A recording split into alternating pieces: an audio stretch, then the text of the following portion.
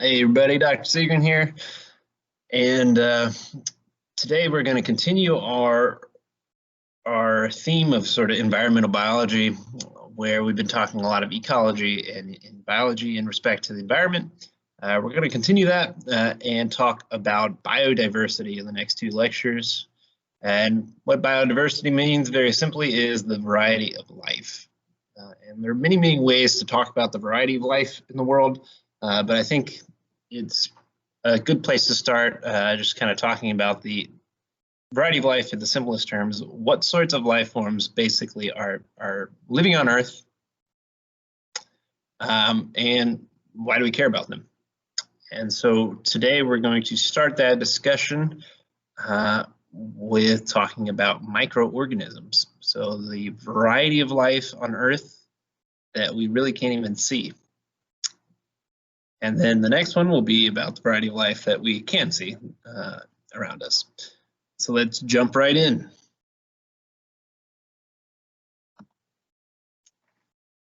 All right, first things first, when we're talking about life on Earth, we should probably start with what it means to actually be alive.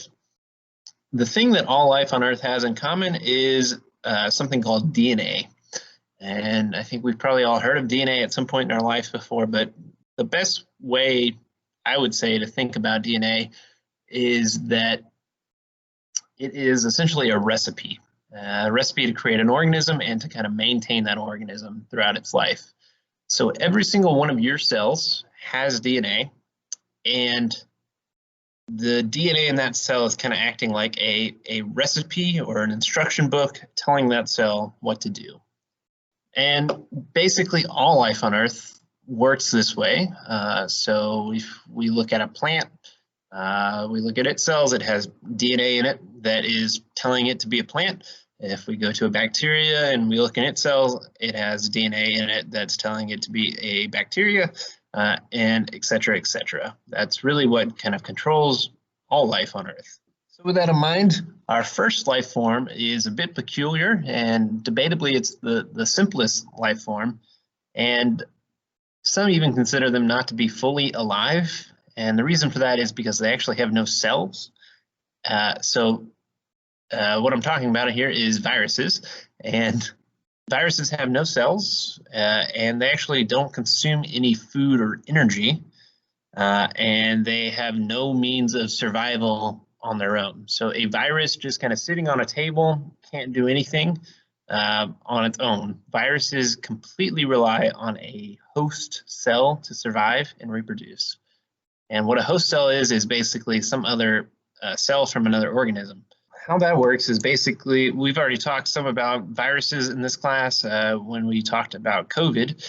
Obviously, COVID is a virus, but viruses will take advantage of other cells and basically take over other cells to make more viruses.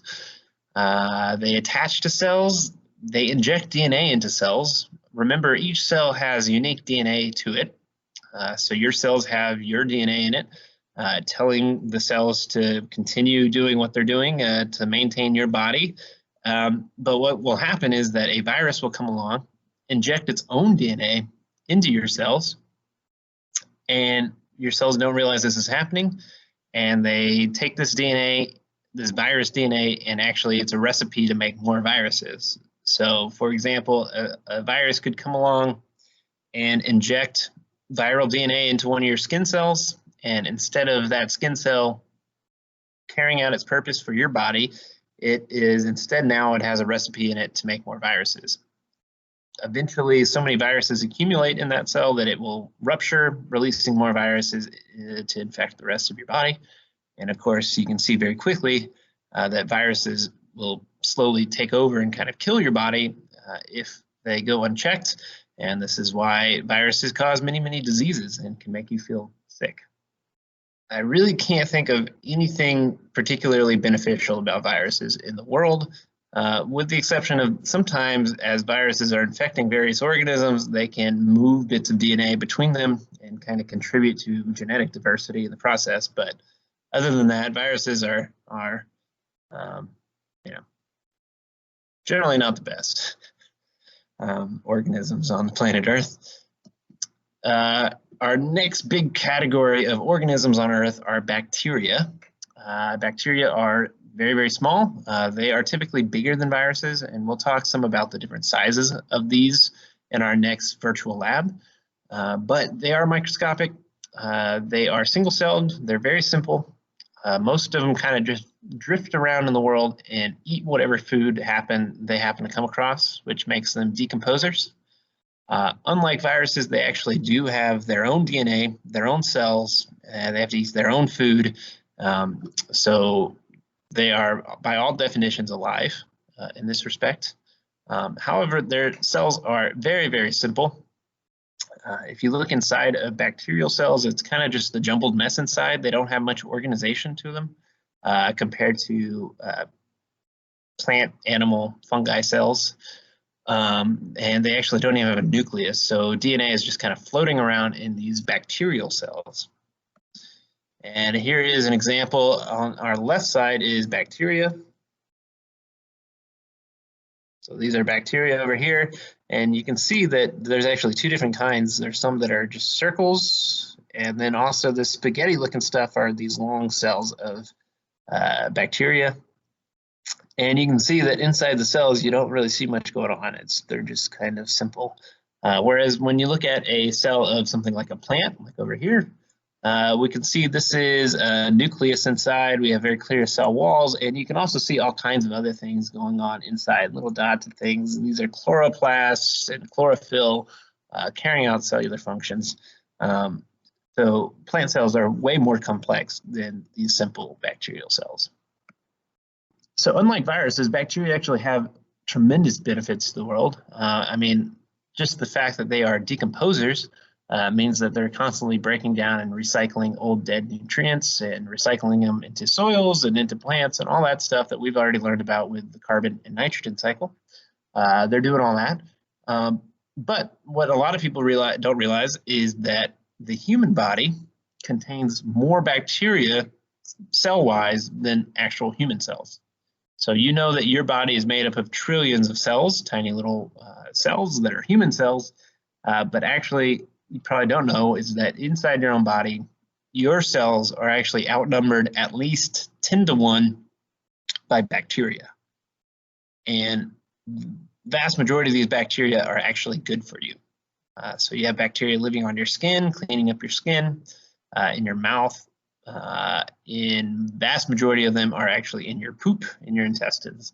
But all that bacteria can help with digestion, prevention of disease, and actually they find that people that are healthy actually have a very high variety of different bacteria species living inside their bodies. Also, if we want to get sort of real crazy and on a fundamental level, we are looking here on the right. This is a diagram of a human cell. And we can see there's a lot of complexity inside. We call this all organelles of the human cell. Probably the most famous organelle that people have heard of is the mitochondria. We might have learned that as the powerhouse of the cell when we were taking biology class. If you look at mitochondria actually have their own DNA that is unique. So they have DNA that's not human DNA. And if we look at this code of DNA, we actually see that it's pretty closely related to bacteria. And debatably, mitochondria are a species of bacteria that actually live inside our own cells. We would consider them a symbiote, which means that they are actually helpful. So they are living inside our cells, producing energy for our cells in exchange for a nice little home to live in. So not only do bacteria outnumber your cells in your body 10 to 1, but actually if we look at your cells, they even have bacteria living inside them if we consider mitochondria bacteria, which they are. Of course, that is to say that not all bacteria are good. Lots and lots of bacteria do also cause diseases. I think probably the most influential on the world would be tuberculosis, which used to be the leading cause of death in the United States. People used to die of what's called consumption, which was, at the time, they didn't know what it was being caused by, but that was tuberculosis. And another famous bacteria would be the Black Death. Bubonic plague is caused by a bacteria carried by fleas and rats that killed millions upon millions of people in the ancient world. All right, moving on to another group of microorganisms. Protists are a kind of strange group that sort of is a catch-all group in that basically anything that doesn't fit into another group is generally called a protist. Protists are generally microscopic. Some are multicellular, so whereas bacteria are just single cells kind of floating around, some protists actually have many, many cells to them and have somewhat complex bodies and tissues and all this other stuff.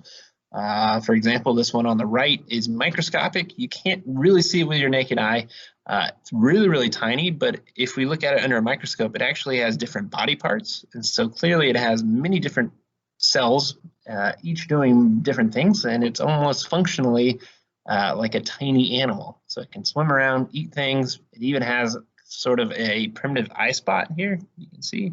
So it might even be able to see very vaguely. So by all accounts, it's kind of animal-like in that sense, but it's just microscopic. So it falls under the category of protists. And protists occupy all kinds of different roles in the food webs. This one on the left is a photosynthetic protist. So it can swim around kind of like an animal, but it also does photosynthesis kind of like a plant. So this is a kind of wild group of organisms. A lot of plankton would fall under this group as well. So things that are microscopic, floating around in the water. They're not bacteria. They're not really plants or animals. They're protists. And probably the most notable protist in the world is going to be malaria. That's a disease that basically is transmitted by mosquitoes, and it's carried in the blood. And these tiny little organisms actually will swim around in your bloodstream and eat your own, eat parts of your blood cells. Pretty gnarly. And they can make you very sick, and it can be fatal. We will see all kinds of protists in our next microscope virtual lab. All right, in our last group of microbes, and debatably it's not really a group of microbes because some of these are actually really large, is fungus. Pretty much all of them are decomposers, although there are some parasitic fungus, and there is also an organism called the lichen, and you've probably seen these on rocks and trees before, which is a combination of an algae and a fungus, and those are actually photosynthetic, so sort of half producer in some sense. Some of fungus species are microscopic, and that's why they're in this lecture, because they partially fall under the category of microscopic biodiversity, while some are actually quite massive. This fungus on the right that we can see growing on this tree, scientists were in a forest in Oregon, and they noticed a lot of this fungus was growing, and they took some samples, and they actually realized that genetically, a fungus growing on a tree in one part of a forest was the exact same as fungus growing on the other side of the forest. And they at first thought that maybe this was some kind of clone. That's the reason. So they had the exact same DNA to them, exact same DNA code. But as they took more and more samples, they actually realized that this fungus was interconnected underground in these structures called hyphae, and that this one single fungus of kind of mushroom-like fungus underground actually extended several miles. So this one single organism was actually the size of, a pretty good chunk of Houston. So just kind of goes to show you that fungus can be very, very tiny or really, really big. That's actually the biggest organism on Earth that we've discovered, is this fungus. On the tiny end, the general fungus that are microscopic are in a phylum, is just kind of a group of fungus. They're called ascomycetes. Another word for them is sac fungus. And we will take a look at these in our virtual lab under the microscope. This is what they look like. Tiny little cells floating around. And pretty much what these fungus do is just kind of drift around like bacteria and eat whatever they can find in their environment. These are commonly known as the yeasts. And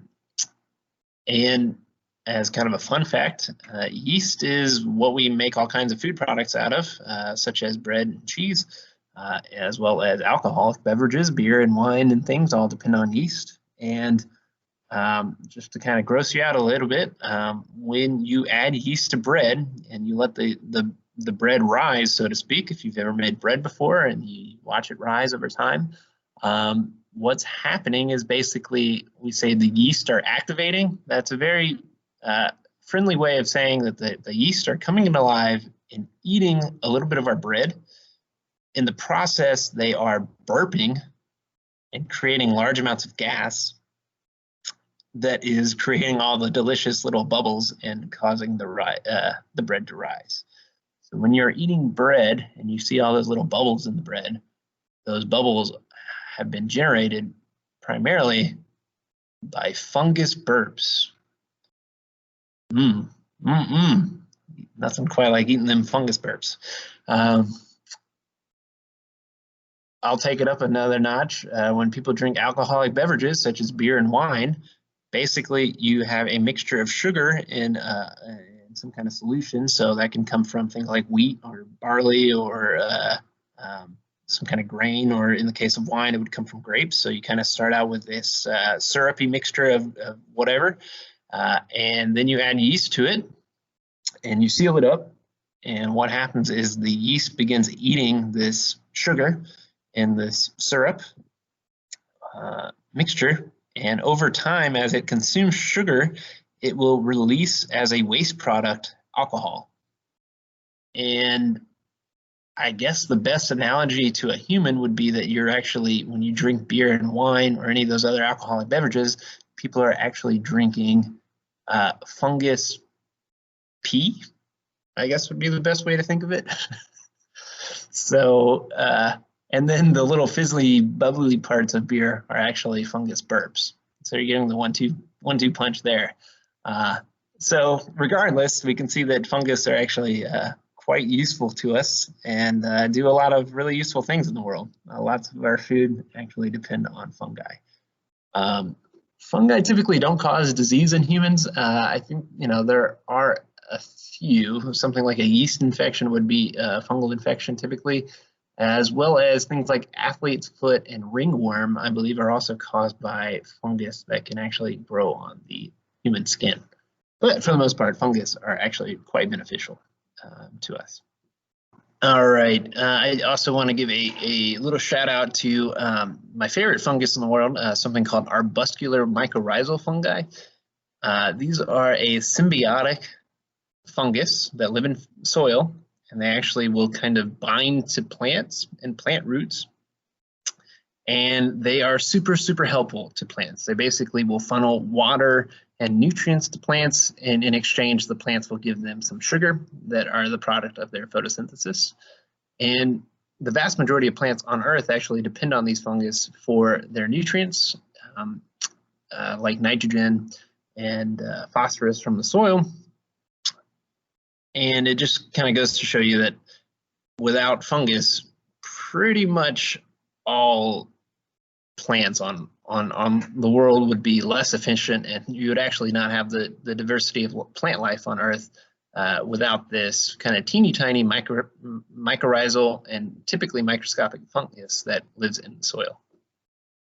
All right, to summarize, we had four main groups of microorganisms that we talked about: viruses and bacteria, protists, and fungi. And there are two groups of macroorganisms, or visible organisms, that are pretty common in the world that we'll still talk about, which are plants and animals. We'll talk about that in the next lecture. But something that's really interesting that people, I think, don't realize, because this world that I just spoke of, this microscopic world of viruses and bacteria, protists, fungi, we never see them, so we never really think about them much. But actually, when we look out at the world, at all the different life forms, by far the most abundant life forms in terms of the numbers of species and actually just the sheer numbers of them are bacteria and viruses. This weird tree thing on the left that you can see, this branch of the tree corresponds to eukaryotes, which are all protists, fungus, plants, and animals. And everything else here, all these other varieties, and this has to do with genetic diversity of DNA, is bacteria.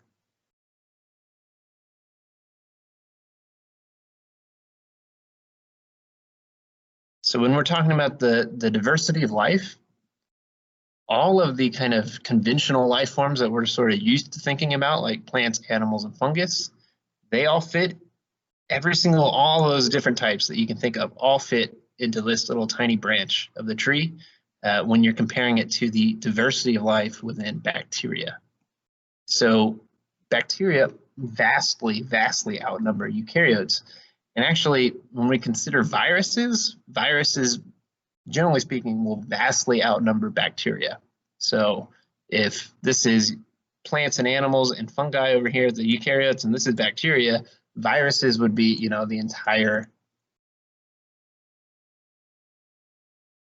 this entire slide, probably more. So it's a bit amazing to think about when you look around at the world, that there's kind of an entire universe that we just never see, and is actually the dominant life force on Earth.